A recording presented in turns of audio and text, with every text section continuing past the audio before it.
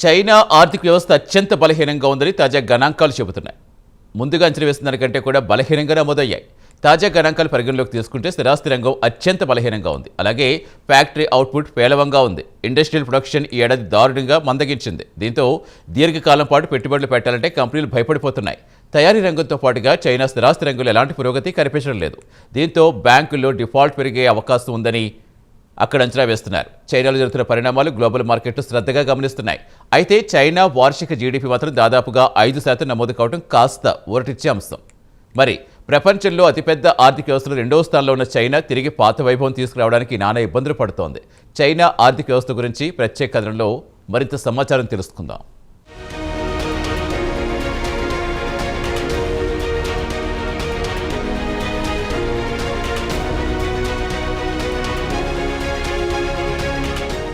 China ఆర్థిక వ్యవస్థ దారుణంగా మందగించింది. ఫ్యాక్టరీ అవుట్పుట్తో పాటు రిటైల్ సేల్స్ మందగించాయి. అమెరికాతో వాణిజ్య యుద్ధం మొదలైన తర్వాత నుంచి చైనా ఆర్థికంగా నిలదొక్కుకోవడానికి నానా తంటాలు పడుతోంది.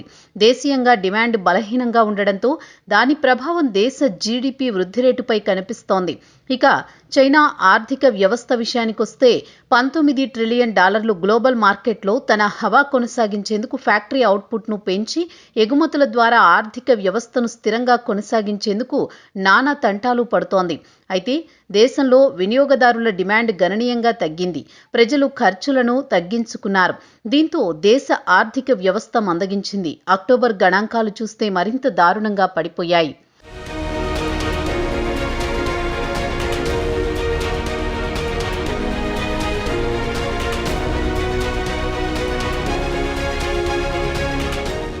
ఇక అమెరికాలో డొనాల్డ్ ట్రంప్ ప్రెసిడెంట్గా బాధ్యతలు చేపట్టిన తర్వాత టారిఫ్ వార్ మొదలైంది.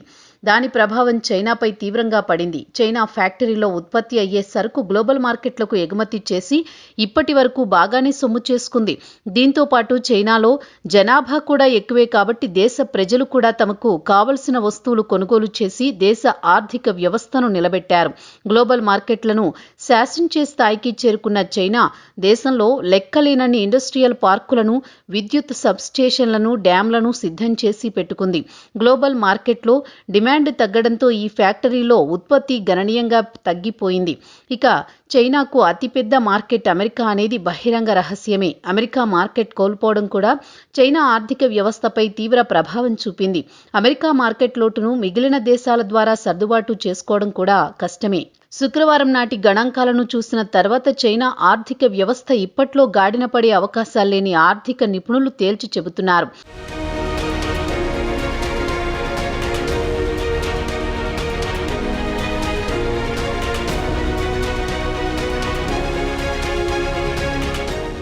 రోజురోజుకు చైనా ఆర్థిక వ్యవస్థ మందగించడమే తప్ప పుంజుకునే పరిస్థితి కనిపించడం లేదు. తక్షణమే మరిన్ని సంస్కరణలు తీసుకువస్తే చైనా ఆర్థిక వ్యవస్థ గాడిన పడే అవకాశాలు లేవని HSBC Asia chief economist Fred Newman చెప్పారు. గత కొన్ని త్రైమాసికాల పాటు ఎగుమతుల మద్దతుతో దేశ ఆర్థిక వ్యవస్థ నిలదొక్కున్నా వచ్చే ఏడాది ఈ జోరు కొనసాగడం కష్టమేనని ఆయన అన్నారు. ఇక అమెరికా, చైనా దిగుమతులపై సుంకం తగ్గిస్తానని చెప్పడం కాస్త ఊరట కలిగించే అంశమే అయినా దేశీయంగా డిమాండ్ పెంచుకునే వరకు పరిస్థితి మెరుగుపడదు. దీనికి ప్రభుత్వం మరిన్ని ఉద్దీపనలు ప్రకటించకుండా సాధ్యమయ్యే పని కాదని ఆయన వివరించారు.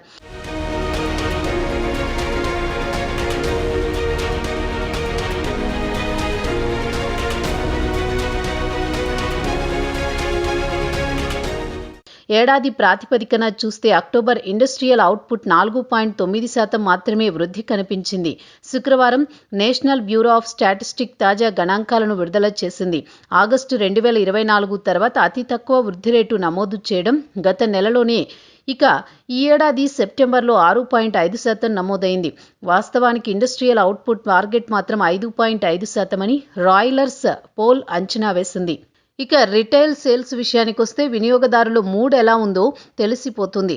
అక్టోబర్ నెలలో కేవలం 2.9% వృద్ధి నమోదైతే అంతకు ముందు సెప్టెంబర్ నెలలో 3.0% వృద్ధి కనిపించింది. తాజా గణాంకాల తర్వాత చైనా ప్రభుత్వం అప్రమత్తమైంది. సప్లై డిమాండ్ సమతూకం చేయడానికి ప్రయత్నాలు మొదలుపెట్టింది. గృహ వినియోగం పెంచడానికి స్థానిక ప్రభుత్వాలు పన్నులు తగ్గించి డిమాండ్ పెంచాలని చూస్తున్నాయి. అయితే ప్రస్తుతం ట్రంప్తో ట్రేడ్ వార్ కొనసాగుతున్న తరుణంలో ఉత్పత్తిలో పన్నులు తగ్గించాలంటే ప్రభుత్వాలకు కాస్త ఇబ్బందికరమన్న వాదన కూడా వినిపిస్తోంది.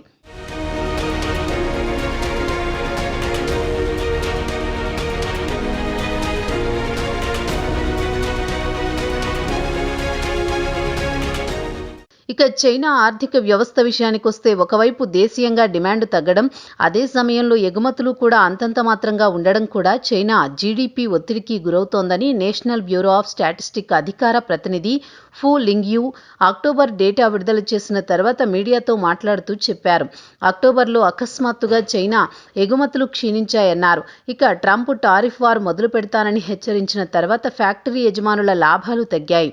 ఇతర మార్కెట్ల నుంచి కూడా గత కొన్ని నెలల నుంచి లాభాలు గణనీయంగా తగ్గాయన్నారు ఎన్బిఎస్ అధికార ప్రతినిధి. అయితే అక్టోబర్ నెలలో కార్ల అమ్మకాలు మాత్రం గణనీయంగా పెరగడం ఆశ్చర్యం కలిగిస్తోంది. దీనికి కూడా కారణం లేకపోలేదు. ప్రభుత్వ త్వరలోనే సబ్సిడీలతో పాటు పన్ను రాయితీలు తొలగించే ఆలోచనలో ఉన్నట్టు ఉందన్న వార్తలు రావడంతో చాలామంది పన్నులు రాయితీలు ఎత్తివేయకముందే కార్లు కొనుగోలు చేయాలని నిర్ణయించడం వల్ల అమ్మకాల్లో వృద్ధి కనిపించింది. అయితే చైనాలో గత నెలలో జాతీయ సెలవు దినం ప్రకటించినా గత ఏడాది అంటే 2024తో పోల్చుకుంటే కార్ల అమ్మకాలు పెరగడం గమనార్హం.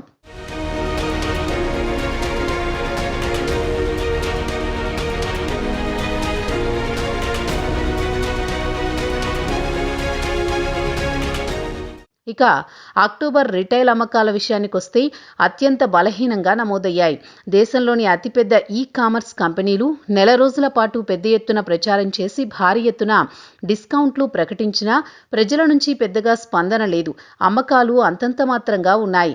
ఇక దేశంలోకి పెట్టుబడులు మందగించడం కూడా ఆర్థిక వ్యవస్థ మందగించడానికి కారణమని చెబుతున్నారు ఎకనమిస్టులు. ఈ ఏడాది 10 నెలల కాలానికి ఫిక్స్డ్ అసెట్ ఇన్వెస్ట్మెంట్ 1.7% తగ్గింది. వాస్తవానికి 0.8% క్షీణిస్తుందని అంచనా కంటే కాస్త ఎక్కువగానే పెట్టుబడులు తగ్గాయి. దేశంలోని స్థిరాస్తి రంగం అత్యంత బలహీనంగా ఉంది. ఇళ్లు కొనుగోలు చేసేవారు లేకపోవడంతో గత కొన్ని నెలల నుంచి ఇళ్ల ధరలు శరవేగంగా పడిపోతున్నాయి. దాని ప్రభావం కూడా దేశ జీడీపీపై కనిపిస్తోంది.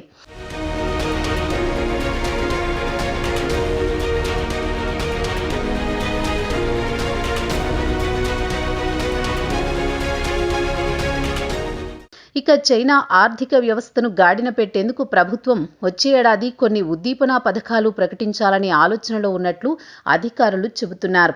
అయితే ఈ ఆర్థిక సంవత్సరం జీడీపీ 5% చేరుకోవాలంటే ఈ ఏడాది 4వ త్రైమాసికంలో అంటే అక్టోబర్ నుంచి డిసెంబర్ వరకు జీడీపీ 4.5% నుంచి 4.6% సాధిస్తే తప్ప ప్రభుత్వం అనుకున్న 5% జీడీపీ లక్ష్యంగా సాధించలేరని ఆర్థికవేత్తలు అంచనా వేస్తున్నారు. కాబట్టి ఏడాది అంటే మిగిలిన 1.5 నెల కాలానికి ప్రభుత్వం పెద్దగా ఉద్దీపన పథకాల జోలికి పోయే అవకాశాలు లేవంటున్నారు ఎకనమిస్టులు. మొత్తానికి ట్రంప్ దెబ్బ చైనాకు గట్టిగానే తగిలిందని చెప్పుకోవచ్చు. ఇటీవల ట్రంప్ ఆసియా పర్యటనకు వచ్చినప్పుడు చైనా ప్రెసిడెంట్ షీ జిన్పింగ్ భేటీ కావడం, అమెరికా నుంచి వ్యవసాయ ఉత్పత్తులను దిగుమతి చేసుకుంటారని హామీ ఇవ్వడం, ఇవన్నీ చూస్తే అమెరికా మార్కెట్కు ఎగుమతులు పెంచుకుని ఆర్థిక వ్యవస్థను బలోపేతం చేయడానికి ప్రయత్నాలు చేస్తున్నాడన్న టాక్ కూడా వినిపిస్తోంది. మరి వచ్చే ఏడాది నాటికన్నా చైనా ఆర్థిక వ్యవస్థ గాడిన పడుతుందో లేదో కాలమే చెప్పాలి.